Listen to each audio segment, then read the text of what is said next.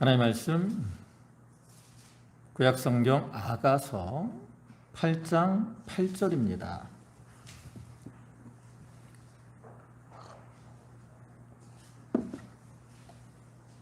아가서 8장 8절, 구약성경 페이지로는 966쪽, 8절부터 끝에 14절까지 말씀입니다.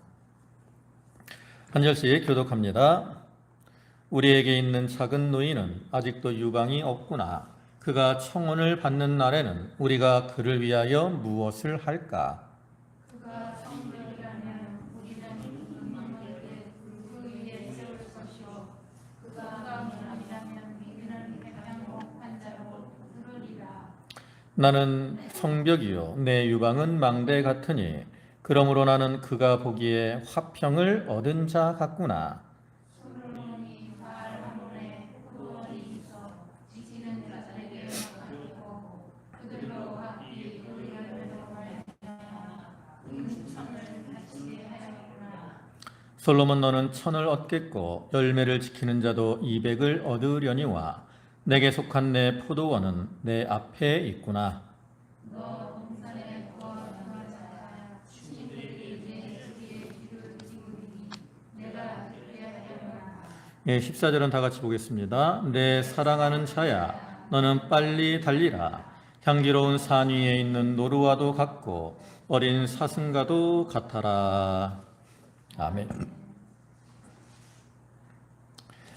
이제 오늘 아가서 8장 8절부터 14절까지 말씀인데요. 우리가 앞에 지난 시간에는 그 솔로몬 왕과 술람미 여자가 일시적인 사랑의 갈등을 극복하고 이제 상호 간의 사랑을 회복한 후에 그 술람미 여자의 고향을 방문하는 그러한 모습이 나타나 있다라고 말씀을 드렸는데요.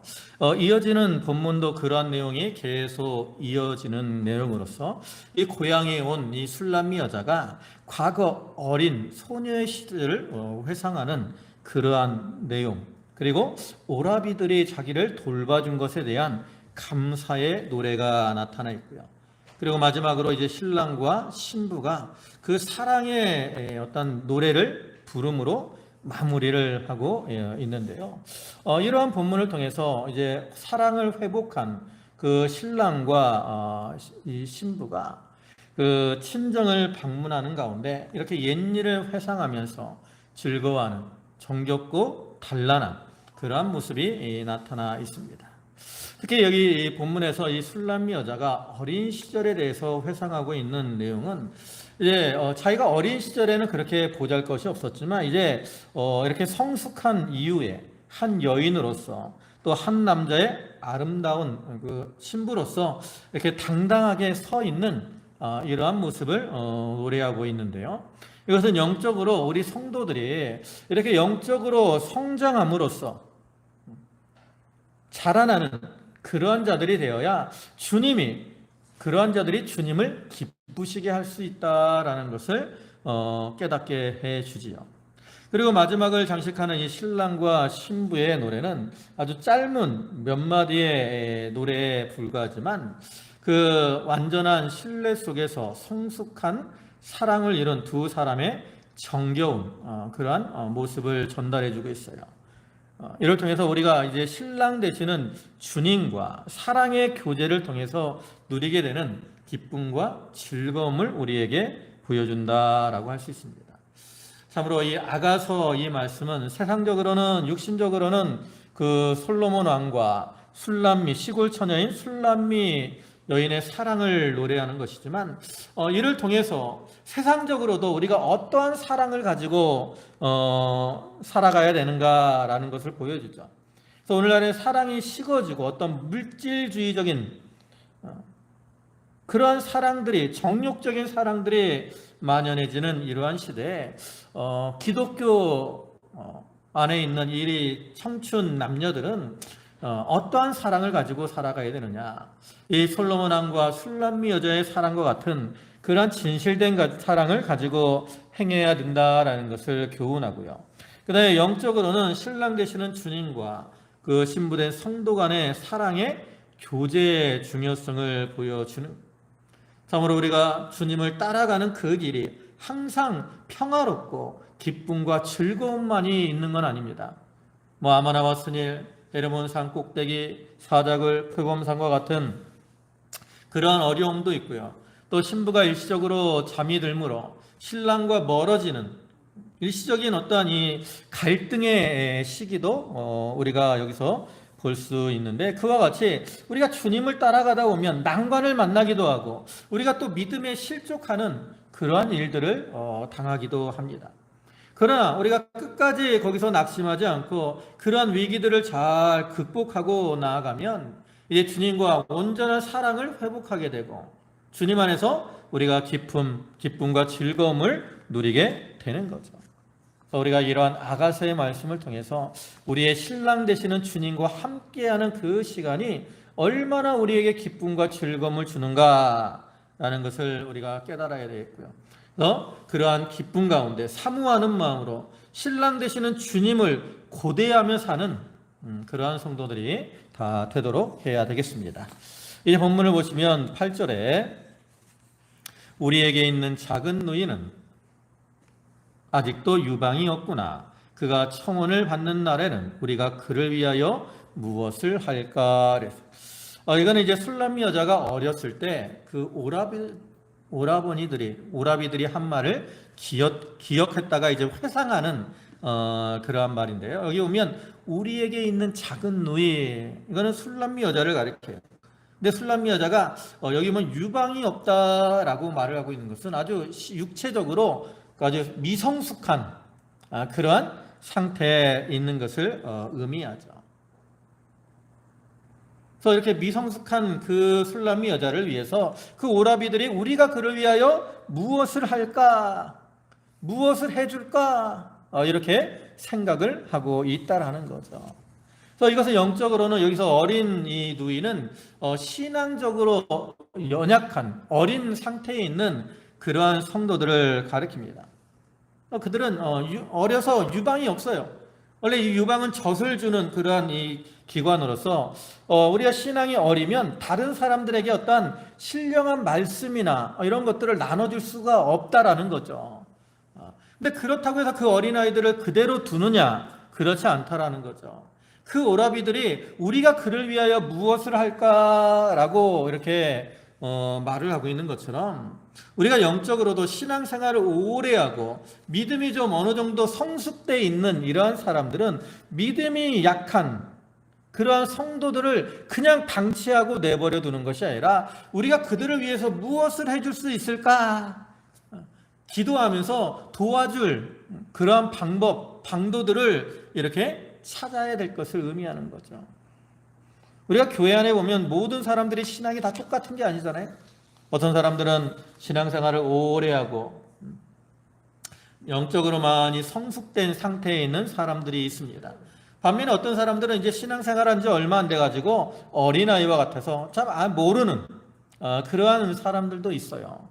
근데 그러한 사람들이 있을 때 그러한 사람들이 이렇게 작은 누이, 나에게 작은 누이와 같은 자들인 줄 알고 그들을 어떻게 해야 돼요? 잘 도와줘야 됩니다.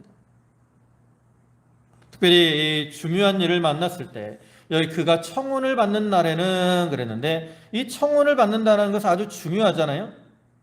근데 이러한 중요한 일을 만났을 때 신앙이 어린 사람들은 어떻게 해야 될지 그런 것들을 잘 판단하지 못할 때가 있어요. 근데 그렇다고 해서 이 신앙의 연조가 오래된 이런 사람들이 왜 그것도 못하느냐 이렇게 지적하고 책망할 것이 아니라 자기 어린 누이를 사랑하는 것과 같은 그러한 마음으로 그 사람의 형편을 알아주고 또 살펴주고 도와주고 이런 것들이 필요하다는 거죠. 옆에서 이렇게 도와줄 때 어린 사람들도 그를 통해서 힘을 얻어서 바른 길을 걸어가게 되고 그러면 그것이 서로에게 유익이 되는 겁니다. 그래서 이제 이 9절에서는 구체적으로 그러면 어떻게 도와줄까라는 것을 말을 하죠. 9절 보면 그가 성벽이라면 우리는 은망대를 그 위에 세울 것이요 그가 문이라면 우리는 백향목 판자로 두르리라. 여기는 대꾸법을 사용해서 그 강조하는 거, 오빠들이 그 술람미 여자가 이렇게 결혼할 그 시기가 될 때까지 그녀를 잘 보호하고 어떠한 정숙한 이러한 여인으로 살아갈 수 있도록 이렇게 만들겠다라는 이 오라비들의 강한 의지를 보여주고 있는 거죠. 그러면 그가 성벽이라면 우리는 그 음망대를 그 위에 세울 것이다 그랬어요. 그러니까 이 성벽이라는 것은 어떤 의미냐면 이 술람미 여자가 자기를 함부로 방임하지 않고 정숙하게 잘 생활을 하는 경우를 가리킵니다. 성벽과 같이 튼튼할 때, 그러니까 영적으로 하면 믿음을 잘 지키고 있는 그러한 때, 그때는 어떻게 한다라는 거예요. 그때는 이 오라비들이 그녀의 뜻을 잘 존중해서 도와주되, 특별히 그녀가 자기를 잘 지켜나갈 수 있도록 그 위에 음망대를 세워준다라는 거예요. 음망대. 망대라는 것이 성벽보다 더 높아서 적들이 오는 것들을 잘 판단하고 또 적들을 공격해서 승리케 하는 그러한 이 어떤 건축물이잖아요. 그와 같이 영적으로 비록 어리지만 자기가 믿음을 잘 지켜 나가려고 하는 이러한 자들. 근데 이 사람들은 기본적으로 자기가 아직 어리기 때문에 자기는 나름대로 성벽과 같이 준비를 하지만 어리기 때문에 그 대적들의 이 공격을 이겨나가기가 쉽지 않습니다. 그때 옆에 있는 오라비와 같은 이러한 사람들이 망대를 세워가지고 원수들이 올 때 그것을 잘 분별해주고 또 이렇게 도와줌으로 그 어린 성도가 넘어지지 않도록 보호해 줄 것을 의미하는 거죠. 그러니까 잘하는 사람들은 더 잘할 수 있도록 어떻게 해야 돼요? 옆에서 이렇게 부추겨 주는 거죠. 망대도 세워주고. 반면에 그 뒤에는 또 뭐라 그래요? 그가 문이라면 우리는 백향목 판자로 두르리라. 여기 그가 문이라면 이 말은 이제는 앞에 성벽과는 반대되는 의미예요. 문이라는 건 뭐예요? 이 사람들이 이렇게 열어놓고 많은 사람들이 오가는 그러한 곳이잖아요. 그러니까 이것은 술람미 여자가 이제 사람들이 자주 오가는 이 문과 같이 자기를 개방하고 어떤 정숙하지 못한 이러한 생활을 하려고 할 때 오빠들이 어떻게 할 것인가라는 것을 보여주는 거죠. 그때는 백향목 판자로 둘러주겠다라는 거예요. 그 백향목 판자와 같이 아주 튼튼한 그러한 나무로 막아서 해를 당하는 자가 그 문으로 들어오지 못하도록 보호해 주겠다라는 그러한 의미죠. 그러니까 심령이 연약한 그러한 성도들은 이 진리에 딱 서 있지를 못합니다. 그렇기 때문에 이제 문을 이렇게 열어놓는 경우가 많아요. 근데 문제는 뭐예요? 그 안으로 이게 분별력이 없기 때문에 옳은 것만이 들어오는 것이 아니라 잘못된 이러한 것들이 들어오게 될 때도 있고요. 그렇게 되면 그로 인해서 큰 손해를 보게 된다라는 거죠. 그러니까 오늘날로 말하면 뭐 사이비한 거, 이단, 인본주의, 또 신비주의, 비진리 이런 것들을 분별하지 못하고 받아들이게 되므로 신앙의 정조를 빼앗기고 또 도적맞고 상처를 입게 될 때가 있어요. 그러한 때에 이제 백향목 판자로 막아줌으로써 그들이 들어오지 못하게 하고 보호해 주겠다라는 그러한 의미입니다. 근데 중요한 것은 여기서 보면 만들 때 백향목 판자로 만든다 그랬어요. 아무런 아무런 나무나 막대기로 만드는 것이 아니라 이 백향목은 아주 향기가 좋고 튼튼한 그러한 나무를 가리키는데 그러한 것으로 이렇게 둘러서 막아준다라는 것은 그 어린 그러한 이 사람이 알지 못해서 진리를 분별하지 못해서 이 잘못된 길을 행할 때 그를 지켜준다 그래서 막 함부로 그 사람을 대하지 않고 덕스러운 그러한 모습으로 그 사람을 도와줘야 될 것을 가리키죠. 신앙이 오래된 사람들이 잘못하기 쉬운 행동이 뭐냐? 자기가 오래되어서 잘 알아요. 근데 반면에 신앙이 어린 사람들은 잘 모릅니다. 근데 이 사람이 잘못을 할 때 지적을 하고 책망을 하는 그런 어조로 말을 하기가 쉽다라는 거죠. 왜 그것도 못해? 왜 그렇게 해? 이런 식으로 어떤 톡 쏘는 책망의 말을 하게 되는 경우가 많이 있습니다. 근데 그렇게 되면 그 어린 사람들은 신앙만 어릴 뿐만 아니라 어떤 이 인격적으로도 상처를 받기 쉬워요. 신앙이 어리기 때문에 그런 말들에 대해서 인격적으로 상처를 받기 쉽죠. 그러니까 상처를 받으면 어떻게 돼요? 그거를 이겨내려고 하지 않고 그냥 교회를 떠나게 되는 경우가 많다라는 거죠. 그럼 자기는 그 사람을 위해서 말을 한 건데 그게 결과적으로는 그 사람에게 유익이 됐어요? 손해가 됐어요? 손해가 되잖아요. 그렇게 손해를 주면 그 손해를 본 사람도 손해지만 자기도 하나님 앞에 나중에 책망을 들을 수밖에 없다라는 거죠. 그래서 우리가 다른 사람을 이렇게 어떤 권면을 하고 말을 할 때는 저기 백향목 그 판자와 같이 향기로운 우리 말이나 행동이 어떤 향기로운 그런 모습으로 상대방에게 나타나야 됩니다. 그래야 상대방이 그걸 잘 받아들일 수 있어요.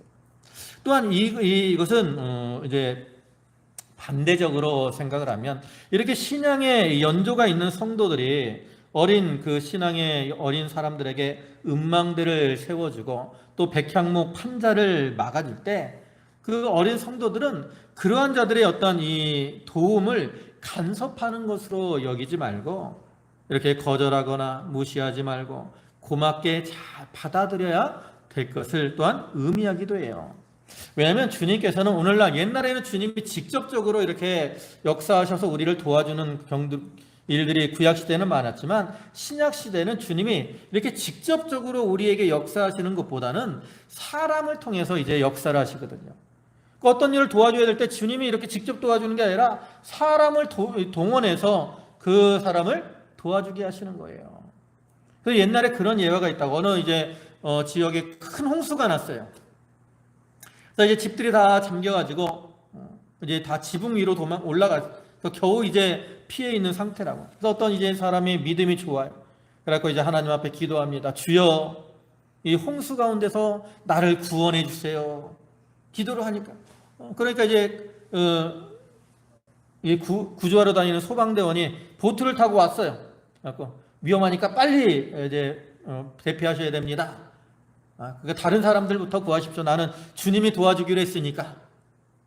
그걸 보냈습니다. 그 다음에 또 한 번 왔어요. 좀 더 물이 늘었어요. 이제 좀 더 물이 늘어서 더 위험하다.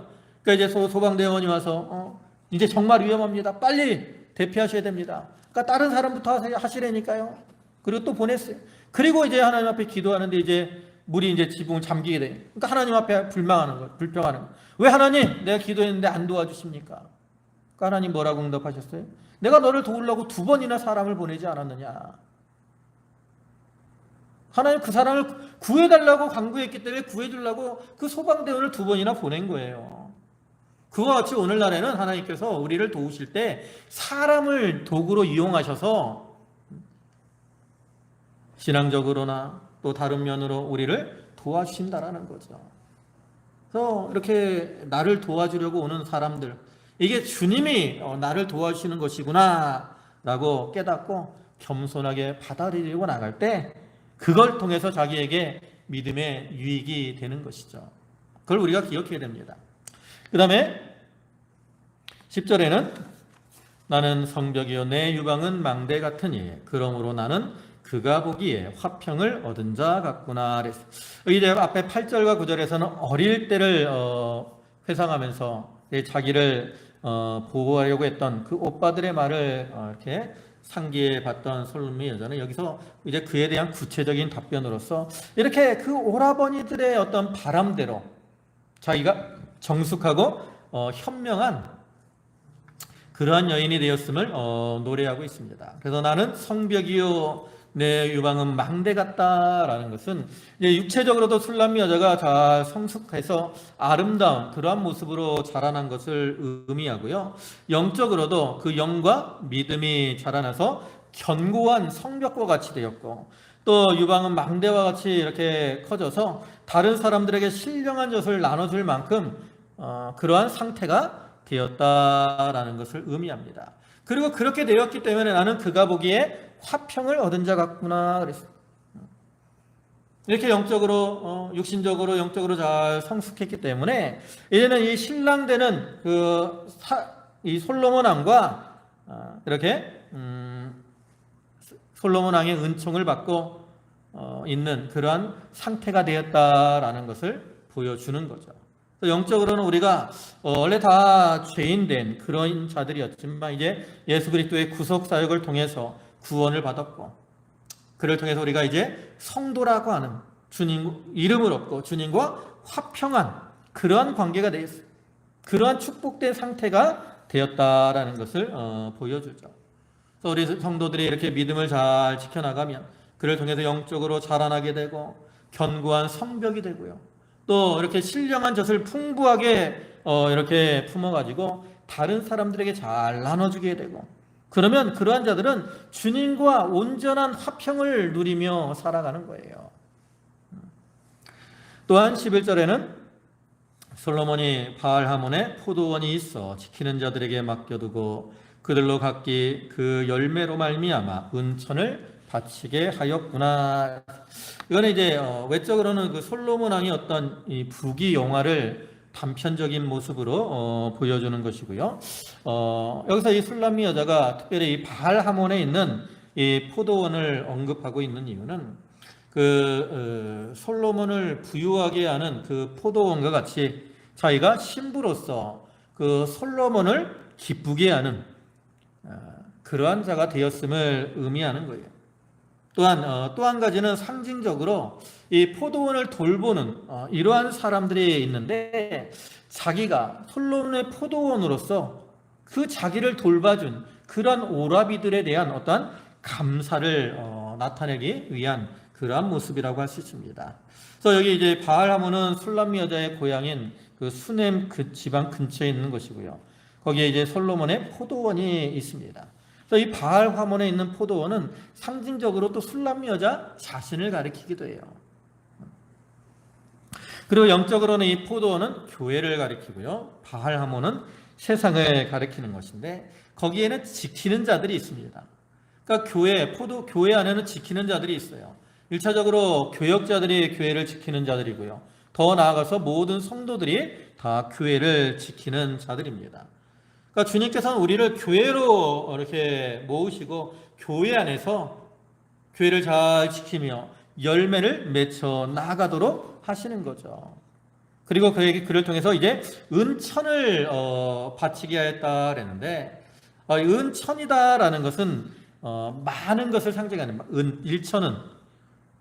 그래서 이렇게 이 포도원을 지키는 자들이 포도 열매를 이렇게 얻는 대신에 주인 되시는 그러한 예수님께 일천을 바쳐야 된다. 일천을.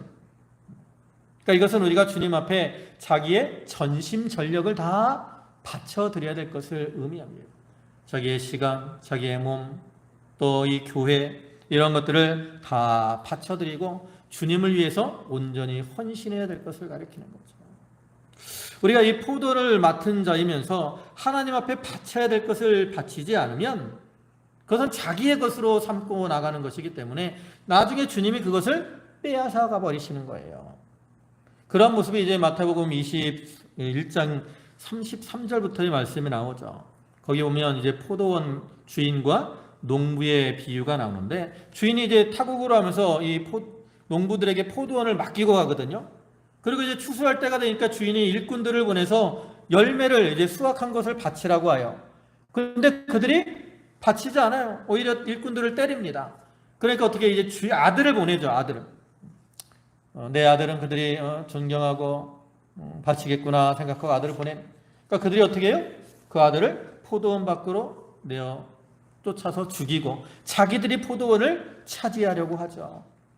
그러니까 주인이 그 포도원을 빼앗아서 이제 제때 열매를 바칠 만한 자에게 주신다라고 말씀을 하고 있는데, 그와 같이 오늘날 우리 성도들이 또 다 이렇게 포도원을 맡은 자로서 열매를 많이 맺히도록 잘 관리해야 되고요, 또 주님이 우리에게 주신 줄 알고 주님 앞에 온전히 바쳐드리는 삶을 살아가야 되는 거예요.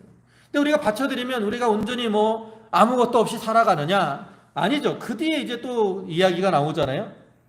12절 다 같이 한번 보겠습니다. 12절 시작. 솔로몬 너는 1000을 얻겠고 열매를 지키는 자도 200을 얻으려니와 내게 속한 내 포도원은 내 앞에 있구나.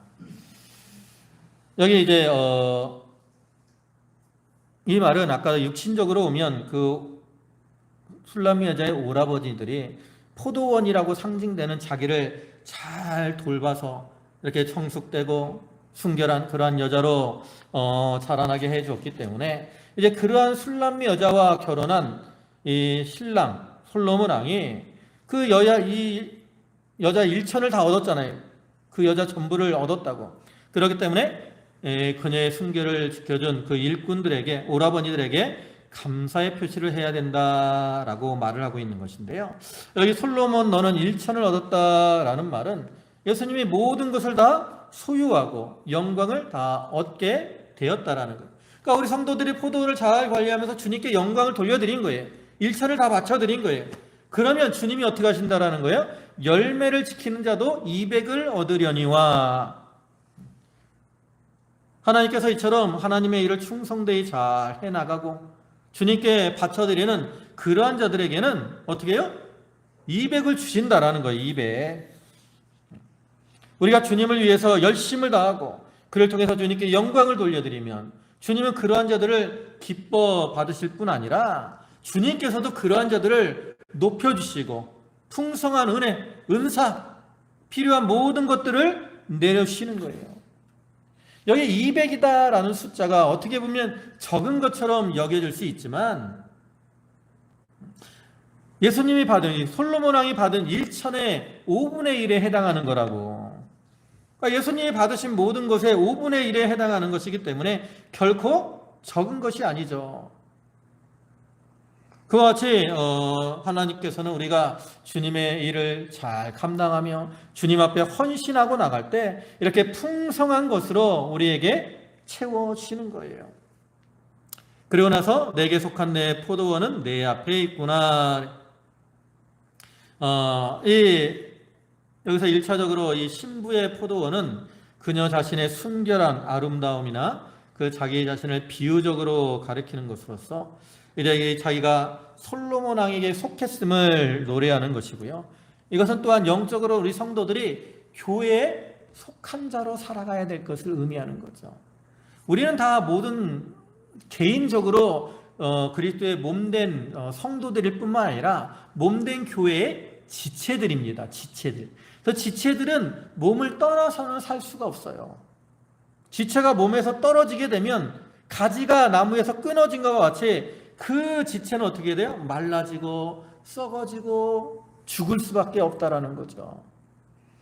그래서 오늘날 우리가 그리스도의 몸된 교회의 지체로서 그리스도의 교회 안에 들어가서 주인 되시는 주님을 잘 섬기고 주님과 동행하는 이러한 삶을 살아가야 될 것을 의미하는 거예요.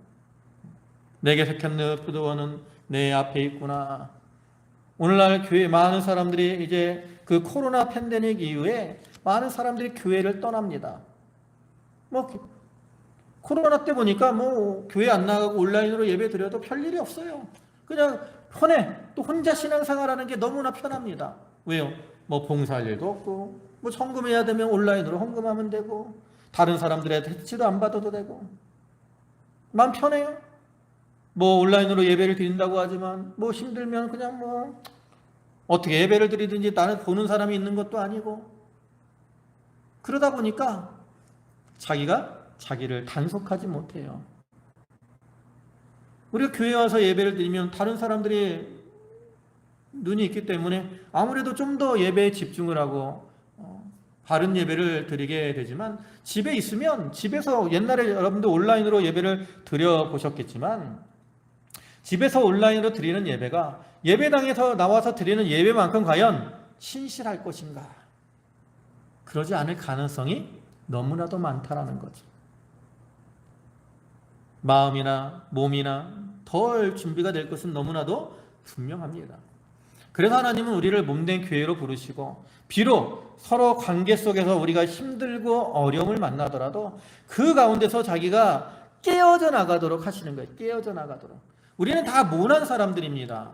여러분들 자신을 살펴보세요. 내 자신이 얼마나 이렇게 뭐 말이나 행동이나 모난 것이 많은가, 얼마나 쉽게 화를 내고, 얼마나 짜증을 잘 내고, 또 남들에게 얼마나 상처를 잘 주고, 이런 면들이 있거든요. 그래서 하나님은 그러한 것들을 우리가 깨어져 나가도록 하시기 위해서 몸된 교회로 부르신 거예요. 그리고 이제 서로 관계 속에서 좀 상처를 입더라도 깨어져서 이렇게 둥글둥글하게 온유하고 겸손한 모습으로 만들어 나가게 하신 거죠. 그러니까 우리는 그 교회 안에 들어와야 돼요. 그래야 포도원의 주인 되시는 주님을 기쁘시게 하죠. 머리 대신 주님과 동행하는 삶, 그러한 삶을 살아갈 수 있는 겁니다. 그 다음에 13절에 너 동산에 거주하는 자야 친구들이 내 소리에 귀를 기울이니 내가 듣게 하려무나. 여기 너 동산에 거주하는 자, 이거는 술람미 여자를 가리켜요. 그러니까 술람미 여자가 그 솔로몬의 동산에 들어와서 자기와 함께하는 것을 가리키는데 그걸 기뻐하는 거죠. 그러면서 친구들이 내 소리에 귀를 기울이니 내가 듣게 하려무나. 여기 친구들은 육신적으로 뭐 술람미 여자의 이웃, 가족, 또 뭐 신부의 친구, 이런 사람들을 가리키는데 그 여자가 부르는, 술람미 신부가 부르는 그 사랑의 어떤 찬양, 노래, 이거를 그 사람들이 듣기를 원한다라는 거예요. 그래서 부르라는 거죠. 그래서 영적으로는 우리가 이 주님과 동행할 때 주님 안에서 이 기쁨의 찬양, 우리가 이제 성경에서 새 노래라고 표현하는데 이러한 신령한 새 노래, 또 진리의 말, 이것들을 전할 때 그것을 사람들이 듣기 좋아한다라는 거죠. 그래서 성도들의 어떤 진실된 찬양이나 진리의 말씀은 사람들이나 천사들도 기뻐하고요. 또 주님도 그것을 기뻐하십니다. 우리는 주님의 동산에 들어가서 그러한 신령한 찬양, 이것을 부르는 자가 되어야 되는 거죠. 그 다음에 마지막으로 14절에 내 사랑하는 자야 너는 빨리 달리라. 향기로운 산 위에 있는 노루와도 같고 어린 사슴과도 같아라. 이거는 마지막으로 이제 그 앞에 13절에 이 솔로몬 왕의 신랑의 그 어떤 이 말에 대한 그 신부의 말로서 이제 그 신랑이 내 노래를 듣게 하라 하니까 그에 대한 아름다운 사랑의 노래를 부르는 거죠. 그래서 이 신부가 부르는 이 노래는 앞에 결혼하기 전에도 불렀던 2장 9절에도 똑같은 내용이 나오는데 이것은 신부가 결혼하기 전에도 갖고 있던 그러한 신랑에 대한 애정, 이것이 결혼 후에도 변함이 없음을 보여주는 것인데요. 이것은 육신적으로는 오늘날 아까도 얘기했지만 우리 믿는 그러한 이 청춘 남녀들이 이 아가서 전체가 그런 거예요. 어떠한 사랑을 가지고 살아야 되는가, 이거를 1차적으로 교훈하고요. 그다음 영적으로는 우리가 그 주님과의 관계 속에서 늘 주님을 사모하며 살아가야 될 것을 의미합니다. 그래서 내 사랑하는 자야 너는 빨리 달리라, 이 말은 뭐예요? 나에게 빨리 오라는 거예요. 내가 너무나 사랑하는 사람을 만나고 싶기 때문에 빨리 오라는 거예요. 그래서 이 노루와 어린 사슴, 이거는 이제 빠른 짐승들을 얘기하는데 그렇게 빨리 자기에게 오기를 바라면서 노래하는 거죠. 그러니까 영적으로는 이것은 주님의 재림을 고대하는 그러한 신부의 모습을 의미합니다. 요한계시록 22장 20절에 오면 이것들을 증언하신 이가 이르시되 내가 진실로 속히 오리라 하시거늘 아멘 주 예수여 오시옵소서. 요한이 이렇게 주 예수여 오시옵소서 마라나타라고 말을 한 것처럼 오늘날 우리들도 주님을 사랑하기 때문에 우리가 사랑하는 사람을 빨리 만나기를 원하잖아요.